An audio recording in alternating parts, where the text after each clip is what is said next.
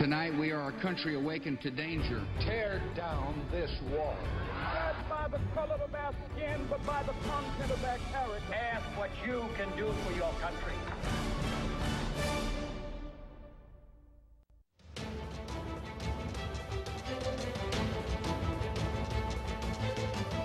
Pastor Carlton Lynch is behind Reverend Al Sharpton's upcoming visit to Fort Wayne. Lynch says he ran into the Reverend when he was visiting Ferguson, Baltimore, and most recently Charleston, South Carolina. Now, after some planning, Lynch was able to schedule a visit for next month. My hope is, even talking to Reverend when he touches down, is to let him know what's going on in my community, to see if he can address those things. America's most famous and in the minds of some most repulsive race baiter will be in Fort Wayne, Indiana next week, called there by a local pastor who believes Al Sharpton is the answer to what ails Fort Wayne and the nation. And while he claims this was not about any protest, the Reverend has got himself one from people who would rather have vermin parade up Main Street than have Sharpton and his kind in their backyards.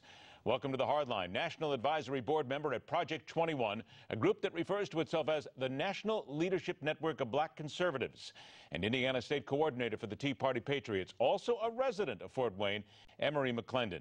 Emery, I want to thank you so much for joining us, and I guess I need to start right away with your comments about the Reverend Lynch. Is he just simply naive? Why would he think that Al Sharpton is the guy to come into Fort Wayne, Indiana, and try and bring black and white people together?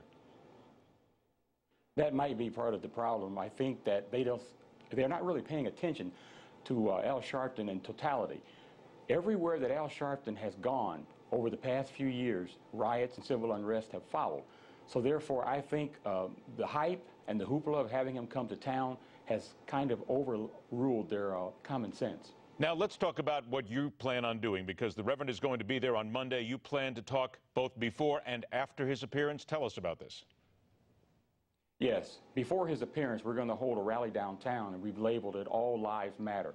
And that's going to be a group of people, whoever wishes to come, along with pastors and so forth. And we're going to pray for the city of Fort Wayne and for all communities. And we want to have speeches, have pastors talk, and let people know that all lives matters, because everything that is going on within the black community all across this nation is based really on a bunch of falsities and lies as to what happened in a lot of these situations, such as Baltimore, Ferguson, and so forth. So in your opinion, let people know that all lives matter. In your opinion, then, what are those falsities and lies? First of all, the hands up, don't shoot. You know, that's a very dangerous thing. People didn't wait for the facts to come out to find out if that was really true. And after the grand jury came with their conclusion, they found out that it was not true. What about those people who would say, and I know you've heard this, but a lot of African Americans who would say, wait a minute, we need to focus on Black Lives Matter because that's what's been missed over the last 10, 20, 30, 40 years. That's the thing that should be at the front. How then do you speak to them and say, wait a minute, it's wrong to do that. We need to go all lives matter instead. How do you counter this? We counter that because all of us are Americans. We all live in the United States of America, and in order for America to be great and to continue to be great, which is the message that we were hearing during this 2016 presidential campaign, we all have to work together and realize that each and every one of us is valuable. The message that we're being given from the black community, with the people running around with their pants hanging down below their waistlines, with the morals that are coming out of these communities, guys standing around in the corners drinking from brown paper bags, and we know that those are not Coca-Cola products that are inside of those bags, are sending the wrong message. They have no hope, they have no jobs, they don't want jobs, a lot of them, and all they can do is stand around and wait for something to fire up so that they can be a part of it. Then how do you then counter those people who would say, and again, I know we're talking about a lot of the countering side here, but this is where the argument comes in. Those people who believe in Black Lives Matter, who say it's the Republicans who aren't good for us. The Democrats are the ones who are helping us get the jobs and helping us make things right. That's why we've got to stick with Black Lives Matter. How do you change that thinking? We have to start in the families. We have to start in the churches. We have to start in the schools. We have to let them know that America is for everyone. The American dream is achievable by everyone. They have to be re-educated because over the years, the Democrat Party has taught our race of people, my race of people, I guess I should say, that you have to be dependent upon me. People like Al Sharpton, Jesse Jackson, and so forth.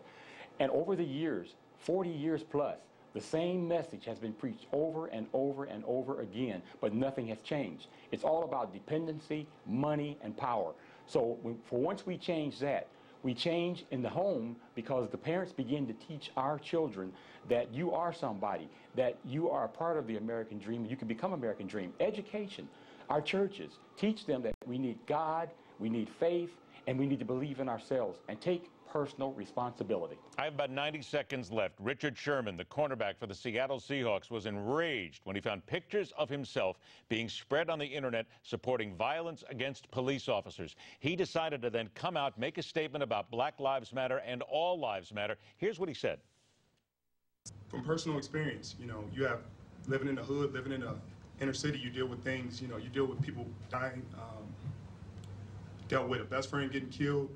And it was two 35-year-old black men, and wasn't no police officer involved, wasn't anybody else involved, and I didn't hear anybody shouting Black Lives Matter then. And I think that's the point we need to get to, is that we need to deal with our own internal issues before we move forward and start pointing fingers and start attacking other people. 30 seconds. Did Richard Sherman just put it in exactly the simplest and best way possible? Yes, he did, and he left out one thing, however, and that is most of the abortion clinics are located centrally around most of the black neighborhoods. Why aren't they outside picketing those? Where are the pastors? Where are the families? Where are the mothers? Where are those women that are hurt by the abortions? We need to stand up for all lives. Remind once again that this is going to happen on Monday. The Reverend Al Sharpton is going to be there. You will then speak at a counter rally an hour before Mr. Sharpton speaks. We're going to follow up on this. And if our audience wants to learn more about what you are doing and why you are doing it, we invite them to go to nationalcenter.org and learn more about what Project 21 is doing. Emery McClendon, what you're doing is helping to spread the thinking that all lives do indeed matter. Congratulations on that, my friend. I'll look forward to talking to you again real soon. Good luck on Monday. Now, let's also give a little good luck to those who had to sit and watch through the debates this week, but those who also make us laugh about it. And goodness knows there were plenty of those. The political punching bag next on The Hard Line.